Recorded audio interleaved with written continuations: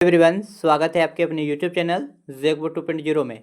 आज हम लोग इस वीडियो के माध्यम से देखेंगे प्यारे बच्चों, जो क्लास 12th का सोशोलॉजी का आप लोगों का 22 फरवरी का एग्जाम है, उसका हम लोग वीबीआई क्वेश्चन को देखेंगे। और आज हम लोग उसी क्वेश्चन पर चर्चा करेंगे प्यारे बच्चों, जो आपके एग्जाम में देखने को मिलेगा। साथ ही आपको बता दें प्यारे बच्चों, अगर अभी भी आप लोग इस चैनल में नए हैं तो चैनल को सब्सक्राइब कर लीजिए, साथ ही बेल आइकन को प्रेस कर लीजिए। और यदि आप लोगों को वीडियो अच्छा लगे तो वीडियो को लाइक करके जाइएगा। आपको बता दें प्यारे बच्चों, इस चैनल के माध्यम से क्लास 8 से लेकर 12 तक का संपूर्ण तैयारी करवाया जाता है। इसके साथ साथ आप लोगों को बीए, बीएससी या बीकॉम से संबंधित सारी इन्फॉर्मेशन आप लोगों को इस चैनल के माध्यम से दिया जाएगा। और सभी सब्जेक्ट का वायरल क्वेश्चन करवाया जा रहा है, जहां से डायरेक्ट या इनडायरेक्ट काफ़ी क्वेश्चन आप लोगों को इस चैनल के माध्यम से देखने को मिलेगा। जैसा कि हिंदी और इंग्लिश में देखने को मिला था, और आप लोगों को सोशोलॉजी में भी जो ऑब्जेक्टिव क्वेश्चन करवाया गया है, अगर आप लोग उसे देख लेते हैं अच्छे से सभी वीडियो को, तो 25 ऑब्जेक्टिव क्वेश्चन आप लोगों का आसानी से कवर हो जाएगा 25 से 27 तक। और आपको बता दें प्यारे बच्चों, सब्जेक्टिव क्वेश्चन में भी आप लोगों को देखने को मिलेगा। तो चलिए देर ना करते हम लोग क्वेश्चन की ओर बढ़ते हैं। तो चलिए बच्चों देखते हैं हम लोग पहला क्वेश्चन। देखिए आप लोगों के बीच जो पहला क्वेश्चन है, नगरीकरण को परिभाषित करें। क्या होता है नगरीकरण, उसके बारे में पूछा गया है। सामाजिक, सांस्कृतिक तथा राजनीतिक संबंधों की विस्तृत श्रृंखला को ही हम लोग क्या कहते हैं, नगरीकरण कहते हैं। जो सांस्कृतिक होता है, सामाजिक होता है, राजनीतिक होता है, उनकी जो विस्तृत संबंध होता है और श्रृंखला होता है, उसी को हम लोग क्या बोलते हैं, नगरीकरण। ऐसे केंद्रीकृत बस्ती समूह जिसमें सुव्यवस्थित केंद्रीय प्रणाली कार्य करती है, नगरीकरण कहलाता है। और इसी तरह से अब हम लोगों के बीच आता है क्वेश्चन नंबर 2। देखिए क्या है इसमें, संरचनात्मक परिवर्तन से आप क्या समझते हैं। ये जो संरचनात्मक परिवर्तन है उससे क्या अभिप्राय है, क्या समझते हैं। देखिए क्या है, समाज में विभिन्न कारणों से हुए खान पान, रहन सहन, जाति व्यवस्था, पोशाक, विधि विचार आदि में हुए परिवर्तनों को ही संरचनात्मक परिवर्तन कहते हैं। इसके कारण प्राचीन समाज बिल्कुल बदल गई, इसके समाज जो है प्राचीन समाज बिल्कुल बदल गई। उपनिवेशवाद, पश्चिमीकरण, नगरीकरण, औद्योगिकरण आदि संरचनात्मक परिवर्तन का प्रमुख कारण है। तो आप लोग इससे लिख सकते हैं। अगर आप लोगों को दिक्कत हो रहा होगा समझने में, तो आप लोग 2 के 1 स्पीड करके देखिए वीडियो को, और 2 बार देख लीजिए, तो आप लोगों को कंफर्म याद हो जाएगा। और आगे उसके बाद देखिए बच्चों कि इसमें क्या है, आधुनिकीकरण क्या है। तो आधुनिकीकरण के बारे में पूछा गया है। तो देखिए इसमें आप लोग कैसे लिख सकते हैं। तो इसका जो हम लोग लिख सकते हैं, देखिए पश्चाता सभ्यता की, माने जो पश्चिमी सभ्यता, पश्चाता सभ्यता की नकल करने के पश्चात उत्पन्न जीवन स्तर में सुधार, शिक्षा में सुधार, नगरीकरण, संचार सुविधा का विकास आधुनिकीकरण कहलाता है। पुरातन विचारों एवं संकीर्णता से अपने आप को ऊपर उठना ही आधुनिकीकरण कहलाता है। तो ये सभी चीज था। उसके बाद देखिए इसमें क्या है, पश्चिमीकरण की किन्हीं 4 विशेषताओं को लिखें। ये जो पश्चिमीकरण है उसकी किन्हीं 4 विशेषताओं को लिखना है। तो देखिए हम लोग देखते हैं क्या है, पश्चिमीकरण की 4 प्रमुख विशेषताएं हैं, कौन कौन है सो देखिए। पश्चिमीकरण के कारण शिक्षा के प्रसार से वैचारिक परिवर्तन हुआ है, जो वैचारिक परिवर्तन हुआ वो भी हुआ है, जिसने राष्ट्रवाद और लोकतंत्र जैसी विचारधारा का प्रसार हुआ है। उसके बाद आगे देखिए क्या है, पश्चिमीकरण ने पुरानी रूढ़िगत परंपराओं को हटाकर तार्किक विश्वास को प्रखर किया, जिससे धार्मिक सहिष्णुता बढ़ी है, जाति व्यवस्था में परिवर्तन हुआ है। और इसी तरह से अब हम लोग के बीच आता है पॉइंट नंबर 3। उसी में क्या है, पश्चिमीकरण। पश्चिमीकरण के कारण नई तकनीक, यातायात व्यवस्था, संचार आदि में विकास हुआ है, जिससे सांस्कृतिक परिवर्तन हुआ है। तो चलिए आगे हम लोग देखते हैं इसमें क्या है। पश्चिमीकरण ने उपनिवेशवाद, औद्योगिकरण और नगरीकरण, पूंजीवादों आदि को बढ़ावा दिया है। जिसे कहने का मतलब पश्चिमीकरण जो है सो क्या किया, जो उपनिवेश था, औद्योगिकरण था, नगरीकरण, पूंजीवाद, ये सबको बढ़ावा देने का काम कौन किया है, पश्चिमीकरण किया है। तो आप लोगों से अगर ऑब्जेक्टिव में भी पूछा जाएगा तो आप लोग आसानी से सही करके आइएगा। और आपको बता दें प्यारे बच्चों, देखिए एक सिक्योर बात बता रहे हैं, जिस क्वेश्चन का आंसर आप लोगों को पता होगा उसका ठीक है। और ऑब्जेक्टिव क्वेश्चन में क्या कीजिएगा सो बताते हैं। ऑब्जेक्टिव क्वेश्चन में जिसका आंसर आप लोगों को पता है, ठीक है यार, नहीं होगा, अगर डी ऑप्शन रहेगा तो आप लोग उसको टिक कीजिएगा। 90% संभावना रहेगा कि आप लोगों का सही हो जाएगा। उसके बाद भी अगर आप लोगों को नहीं आता है आंसर, तो पहले आप लोग जितना जानते हैं उतना लिखिएगा। उसके बाद प्रयास कीजिएगा कि अगल बगल वाला जिनको लगता होगा कि ये तेज है, तो उनका वाला 1-2 को देख के लिख सकते हैं। चूंकि ऑब्जेक्टिव क्वेश्चन में डायरेक्ट आप लोगों को नंबर काटा नहीं जाएगा अगर सही सही लिखिएगा तो ऑब्जेक्टिव में जैसे आप लोग प्रयास कीजिएगा कि फूल में से फूल लाने का प्रयास कीजिएगा। देखिए इसमें क्या है, संस्कृतिकरण परिवर्तन की प्रक्रिया क्या है, कैसे संस्कृतिकरण जो है सो परिवर्तन की प्रक्रिया कैसे। संस्कृतिकरण एक परिवर्तन की प्रक्रिया है जिसके द्वारा निम्न या मध्य जाति के सदस्य किसी उच्च जाति की धार्मिक क्रियाओं या सामाजिक परिपाटियों को अपनी सामाजिक परिस्थितियों, देखिए यहाँ क्या है, सामाजिक परिस्थिति को जान ऊंचा करते हैं। इसके तहत समानुकरण के लिए अक्सर ब्राह्मण या क्षत्रिय जातियों के रीति रिवाजों या परिपाटियों को अपनाया जाता है या अपनाया गया है। जैसे शाकाहारी बन जाना, यज्ञोपति धारण करना, धार्मिक उत्सव मनाना आदि। संस्कृतिकरण की प्रक्रिया आमतौर पर संबंधित जाति के आर्थिक स्तर में उसके बाद देखिए इसमें क्या है बच्चों, यहाँ बोला गया है संबंधित जाति के आर्थिक स्तर में उन्नति होने के बाद या उसके साथ अपनाई जाती है। यद्यपि यह स्वतंत्र रूप से भी अपनाई जा सकती है। इस प्रकार स्पष्ट है कि सांस्कृतिकरण परिवर्तन की एक प्रक्रिया है। जैसे क्या होता है, सांस्कृतिकरण को जो है सो हम लोग क्या कर सकते हैं, समय समय पर भी हम लोग इसको चेंज कर सकते हैं, बदल सकते हैं। तो वही जो है सो इसको हम लोग बोल सकते हैं कि सांस्कृतिकरण जो है सो परिवर्तन की एक क्या है, प्रक्रिया है। और आगे हम लोगों के भी साथ है क्वेश्चन नंबर 6, और क्वेश्चन नंबर 6 में देखिए क्या है, नगरीकरण का लौकिकीकरण जो है सो से क्या संबंध है। ये जो नगरीकरण है उसका लौकिकीकरण से क्या संबंध है, उसके बारे में पूछा गया। नगरीकरण का तात्पर्य है आधुनिक औद्योगिक व व्यापारिक नगरों का विकास तथा नगरीय आबादी की तीव्र गति से वृद्धि। नगरों में विभिन्न प्रदेशों, देखिए यहाँ क्या है, तो इसमें बोला गया नगरों में विभिन्न प्रदेशों प्रवासी आते हैं। कुछ प्रवासी जो नगर में है सो विभिन्न प्रवासी आते हैं, जैसे कोई मजदूर करने गए हैं, कोई शिक्षा के लिए गए हैं, कोई रोजगार के लिए गए हैं।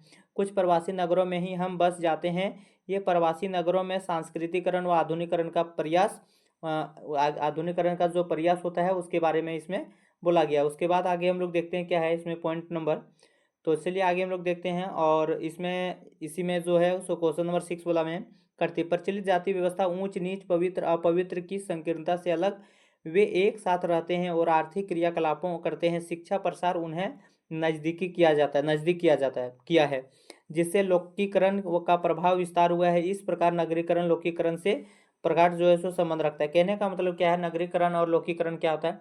लौकिकरण मतलब कहने का मतलब जो लोगों को अपने ओर आकर्षित करता है, चाहे वो रोजगार के लिए हो, शिक्षा के लिए हो, या फिर हम लोग बोल सकते हैं चिकित्सा के लिए हो, तो किसी ना किसी तरह से जो लोगों को अपने ओर आकर्षित करता है तो उसी को हम लोग बोल सकते हैं लौकिकीकरण या फिर नगरीकरण।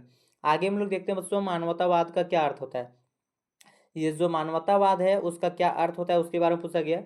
मानवीय मूल्यों, आदर्शों और चिंतकों पर ध्यान केंद्रित करने वाला अध्ययन, दर्शन या अभ्यास का एक दृष्टिकोण या विचारधारा या ये सिद्धांत है। इसके अनुसार पीड़ा और यातना के संदर्भ में किसी के प्रति लिंग, प्रजाति, राष्ट्रीयता, धर्म, जाति आदि के आधार पर कोई भेदभाव नहीं रखा जाता है। उसके बाद देखिए इसमें क्या है, तो इसमें बच्चों परस्पर मेल जोल में से रखना, परस्पर सहयोग करना, विवादों का शांतिमय तरीकों से निपटारा, एक दूसरे की आज़ादी का सम्मान आदि मानवीय उच्चतर लक्षणों को, मूल्यों को मानवतावाद कहते कहा जाता है। और इसी तरह से अब हम लोगों के बीच आगे जो क्वेश्चन रहता है बच्चों उसको हम लोग देखते हैं। तो इसमें देखिए क्या क्वेश्चन, लोकतांत्रिक राजनीतिक में दबाव समूह के कार्यों को लिखें। प्रकारों, लोकतांत्रिक जो राजनीतिक है उसमें क्या होता है, दबाव समूह का क्या कार्य है उसके बारे में पूछा गया है। तो इसको आप लोग थोड़ा सा उसके बारे में लिख सकते हैं, उसके बाद पॉइंट वाइज करके लिख सकते हैं। जैसे लोकतांत्रिक राजनीति में दबाव समूह का काफी महत्व है। दबाव समूह एक ऐसे संगठित समूह होता है जिसमें समान हित और अधिकार से जुड़े लोग सम्मिलित होते हैं। उनका उद्देश्य सत्ता प्राप्ति नहीं होता है, इनके कार्य, उनका जो स्थिति होता है मतलब उसका जो उद्देश्य होता है सो सत्ता प्राप्ति का उद्देश्य नहीं होता है। और इसका जो उद्देश्य होता है सो क्या होता है, उसको देखिए अपने समूह के हित के लिए सजग रहना, अपना जो समूह है उसके हित के लिए या उसके हित के लिए काम करना के लिए तत्पर तैयार रहना। उसके बाद सरकारी और गैर सरकारी नीतियों व निर्णयों को प्रभावित करना, जो सरकारी और गैर सरकारी नीति होता है उसको प्रभावित करने का काम करता है। उसके बाद सामूहिक हित के लिए आंदोलन करना, ये जो सामूहिक हित है उसमें भी ये सब जो है सो आंदोलन करने का काम करते हैं। राजनीतिक दलों को सत्ता प्राप्ति में मदद करना है, जो राजनीतिक दल होता है उसको क्या करता है, सत्ता दिलाने का काम करता है। और इसी तरह से आगे हम लोगों के बीच आता है क्वेश्चन नंबर 9 में देखिए सब्जेक्टिव क्वेश्चन। ये क्वेश्चन आप लोगों को 2023 में भी पूछा गया है। गज व्यवस्था की विशेषताओं का स्पष्ट करें। क्या होता है गज व्यवस्था बच्चों, उसके बारे में पूछा गया है। तो देखिए हम लोग इसमें देखते हैं क्या है, राज्य व्यवस्था, गज व्यवस्था बोलिए या राज्य व्यवस्था। तो ये जो गज व्यवस्था या राज्य व्यवस्था दोनों बोथ आर थिंग्स है। तो इसमें देखिए क्या है, व्यवहारिक दर्शन पर आधारित राज्य व्यवस्था व्यवहारिक समस्याओं पर अपना ध्यान केंद्रित करता है। इसका सरोकार राज्य की स्थूल समस्याओं में निराकरण करते हैं। और चलिए आगे हम लोग देख लेते हैं पॉइंट नंबर नेक्स्ट क्या है। राज्य एक आवश्यक एवं उपयोगी संस्था, राज्य का होना सामाजिक जीवन के लिए सर्वथा आवश्यक है एवं उपयोगी संस्थाओं, क्योंकि इसके बिना सामाजिक जीवन के लक्ष्य पूर्ण करना संभव नहीं है। तो चलिए आगे हम लोग देखते हैं इसमें क्या है। देखिए पॉइंट नंबर 3 में दंडीय नीति, दंड नीति राज्य व्यवस्था का महत्वपूर्ण अंग दंड नीति है, जिसके बिना बलवान मनुष्य निर्बल को दबोच लेना, अर्थात दंड विधान की प्रजा पर शासन करना। और चलिए आगे हम लोग देखते हैं क्वेश्चन नंबर 10। तो क्वेश्चन नंबर 10 में देखिए प्यारे बच्चों, भूमंडलीकरण के प्रभाव तथा समस्याओं का वर्णन के बारे में पूछा गया। क्या होता है भूमंडलीकरण और उसका क्या समस्या है, उसके प्रभाव का वर्णन के बारे में पूछा गया। तो देखिए हम लोग इसको किस तरह से अपने हैंडल में लिख सकते हैं। आपको बता दें प्यारे बच्चों, किसी भी क्वेश्चन का आंसर अगर आप लोग नहीं जानते हैं तो आप लोग इसका मतलब ये नहीं कि आप लोग एग्जाम में खाली छोड़ के आए। आप लोगों को बिल्कुल खाली छोड़ के नहीं आना है, उसी से रिलेटेड जैसे है वैसे आप लोगों को लिखना है। चूंकि देखिए आप लोग जो क्वेश्चन पूछा गया, मान लीजिए वो क्वेश्चन नहीं पढ़े लेकिन उसके अलावा तो आप लोग उस चैप्टर से पढ़े हैं, उस किताब से पढ़े हैं, तो उसको आप लोग भर सकते हैं। और बिल्कुल फ्रेश में लिखिएगा, साफ सुथरा राइटिंग में लिखिएगा, तो आप लोगों को नंबर जरूर दिया जाएगा। लेकिन आप लोग ध्यान रखिएगा, मेरा थोड़ा बात मानिएगा, आप लोग खाली पन्ना आप लोगों को छोड़ के बिल्कुल नहीं आना है। और साथ ही आप लोग जो है सो अच्छे से लिखने का प्रयास कीजिएगा। तो देखिए इसमें क्या है, भूमंडलीकरण मुक्त बाजार की स्थिति में विश्व की अर्थव्यवस्था के एकीकरण की प्रक्रिया है। विज्ञान और प्रौद्योगिकी विकास ने इसके प्रचार में काफी मदद की है। भूमंडलीकरण की स्थिति में आंतरिक व्यवस्था में विदेशी निवेश प्रचुर मात्रा में होता है। ये जो होता है सो भूमंडलीय व्यवस्था में जो होता है सो आंतरिक व्यवस्था में सो विदेशों में जो है सो निवेश पर प्रचार पत्र जो होता है सो अधिक मात्रा में होता है। जिन देशों में आंतरिक संसाधनों की कमी होती है, जिन देशों में आंतरिक संसाधनों की कमी होती है तो उसमें क्या होता है सो देखिए, उन देशों में विदेशी पूंजी आर्थिक विकास की गति को तेज बना देती है। बिल्कुल सही बात है। इससे रोजगार के अवसरों में वृद्धि होती है, जीवन की गुणवत्ता में सुधार होता है, सरोकार के बीच सहयोग बढ़ाता है। देखिए एक चीज और आप लोग को बता दें, बहुत ज्यादा लंबा करके आप लोगों को आंसर देने का जरूरत नहीं है। जितना जरूरी है, जितना आप लोग जानते हैं उसको आप लोग कम से कम शब्द में लिखने का प्रयास कीजिएगा, ताकि आप लोग जो है सो कम शब्द में, ज्यादा नहीं बोलते हम लोग, गागर में सागर तो वही है, हम लोग कुछ बात मैंने कम लिखते हैं लेकिन उससे ज्यादा बात स्पष्ट होता है, वैसा कीजिएगा। जरूरी नहीं है कि आप लोगों का 2 नंबर का क्वेश्चन पूछा गया तो जितना खाली है उतना आप लोग भरिएगा तब जाके देगा नंबर, तो वैसा कुछ नहीं बच्चों। इसमें देखिए क्या है, भूमंडलीकरण का प्रभाव सर्वत्र एक जैसा नहीं रहा है।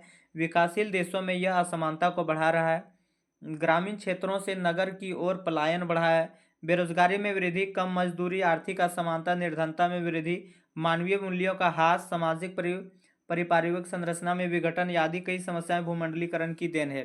तो चलिए आगे हम लोग देखते हैं क्वेश्चन नंबर 11 में। देखिए क्या है क्वेश्चन नंबर 11 में, राजनीतिक दलों के प्रकारों का उजागर करें। तो जो राजनीतिक दल है उसके क्या प्रकार है उसके बारे में पूछा गया है। तो राज्य व्यवस्था या शासन में राजनीतिक दलों की महत्वपूर्ण भूमिका है। उसके बाद देखिए, विशेषकर लोकतांत्रिक शासन की कल्पना राजनीतिक दलों के बिना नहीं की जा सकती है। राजनीतिक दलों को 2 श्रेणियों में वर्गीकृत किया जाता है, राष्ट्रीय राजनीतिक दल तथा क्षेत्रीय राजनीतिक दल।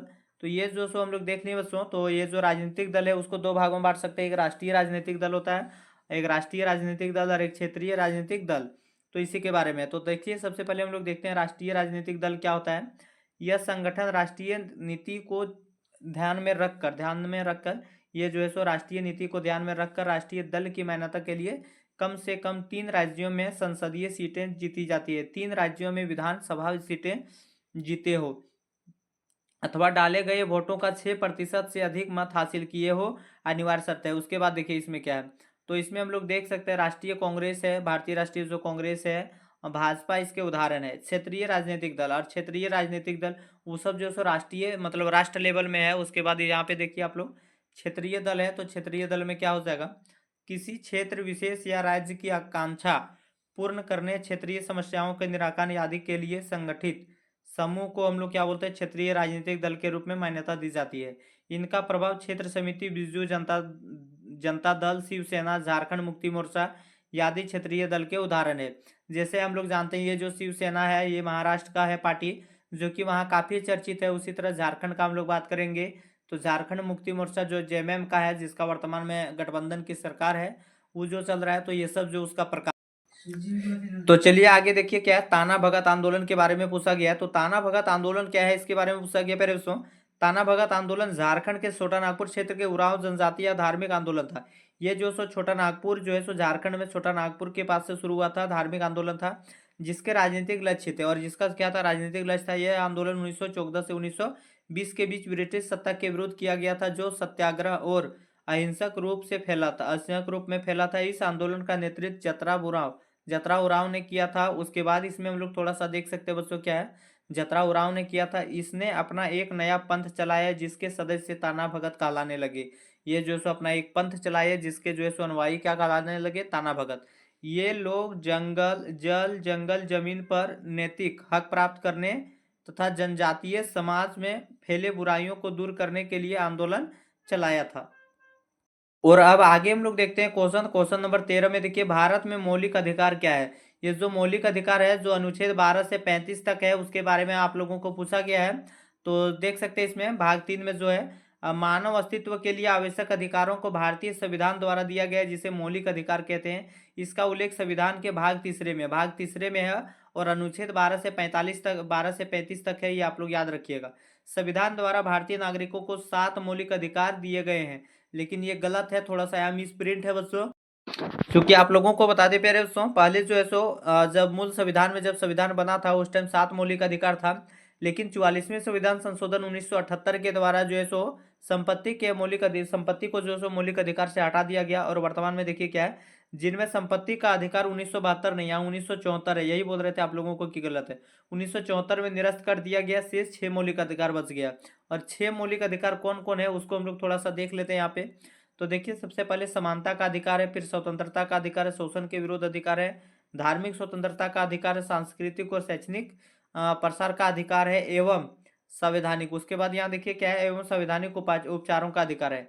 भारतीय स्त्रियों की किन स्थिति के 2 कारण का उल्लेख करें। भारतीय स्त्रियों की निम्न स्थिति के 2 कारणों का उल्लेख करने बोला है।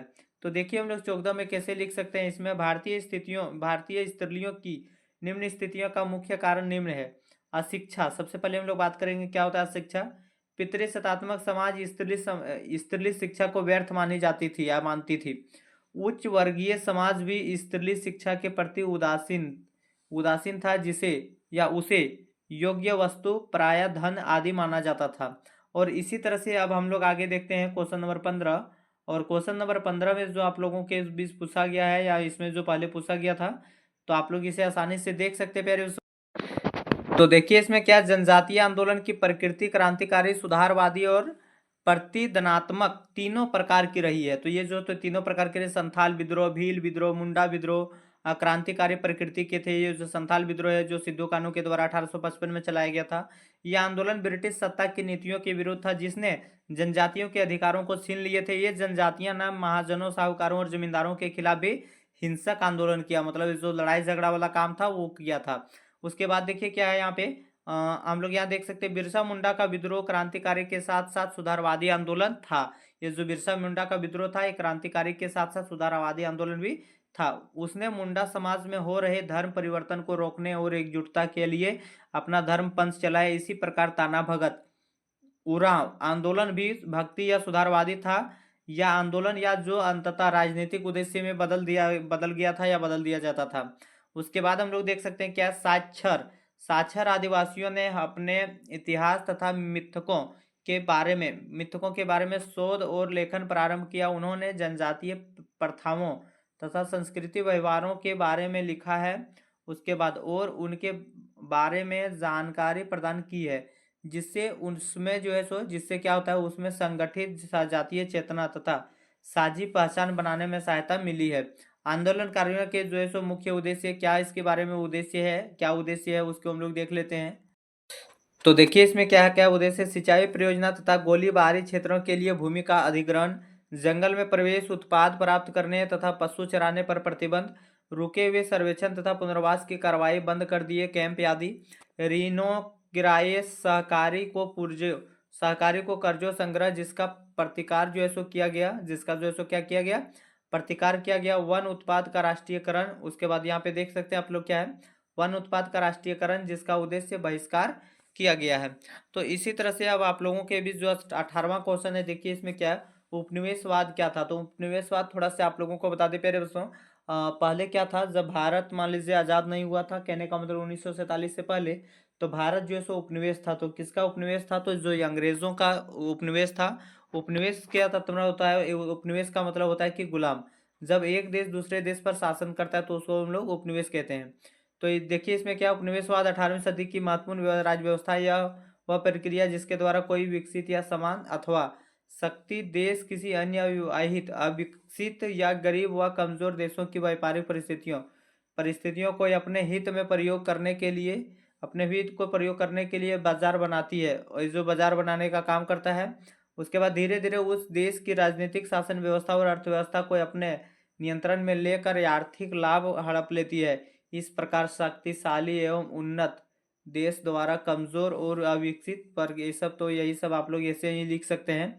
और थोड़ा सा आगे आप लोगों को बता दें प्यारे दोस्तों, इसमें देखिए ये क्या है, ये जो यहाँ पे दिए हैं उपनिवेशवाद की क्या विशेषता है उसके बारे में आप लोगों को पूछा गया है। तो उसके बारे में पूछा जाएगा, आप लोग तो स्क्रीनशॉट आप लोग ले सकते हैं। उसके बाद देखिए बच्चों इसमें क्या है, तो क्वेश्चन नंबर नेक्स्ट हम लोग बात करते हैं। और आगे आप लोगों का जो क्वेश्चन आता है सो देखिए क्या है। और आशा है दोस्तों आप लोगों को वीडियो समझ में आ रहा होगा। अगर आप लोगों को लग रहा है कि वीडियो से कुछ सीखने को मिला है तो आप लोग बेल आइकन को जरूर प्रेस कर लीजिएगा, साथ ही अपने मित्रों को जरूर शेयर कीजिएगा। तो देखिए इसमें जो और भी बहुत सारा क्वेश्चन है, जैसे क्या है, उपनिवेशवाद या पूंजीवाद के जन्मदाता नेतृत्व किसके बारे में सो पूछा गया यहाँ पे। तो इस तरह से जो आप लोगों का क्वेश्चन है, उसके बाद ये देखिए क्या है, पूंजी और निवेश इसके बारे में है तो वो पूछा गया है। और नेक्स्ट हम लोग बात करते हैं, तो देखिए इसमें क्या है, तो अब हम लोग आज जितना सब्जेक्टिव क्वेश्चन किए हैं आपके एग्जाम के लिए काफ़ी है, और कुछ क्वेश्चन आपके एग्जाम के लिए यहीं से जो है सो पूछा जाएगा। तो उम्मीद के साथ आप लोग सभी वीडियो को अच्छे से देख लेते हैं सोशोलॉजी का, तो आप लोगों का 90% स्कोर से कोई पीछे नहीं रोक पाएगा। क्योंकि आपको बता दी प्यारे बच्चों, स्कूल में 10 नंबर जो रहेगा वो 10 का 10 दे देगा, और 70 नंबर आप लोग आसानी से ला सकते हैं सोशल साइंस में या हिंदी में। तो जिससे आप लोगों का जो है सो नंबर में क्या हो जाएगा, इंक्रीज हो जाएगा। तो उम्मीद है आप लोगों को वीडियो अच्छा लगा होगा। अगर अच्छा लगा है तो लाइक कीजिए, शेयर कीजिए, सब्सक्राइब कीजिए। धन्यवाद। जय हिंद, जय भारत। मिलते हैं नेक्स्ट वीडियो के साथ, तब तक के लिए बाय।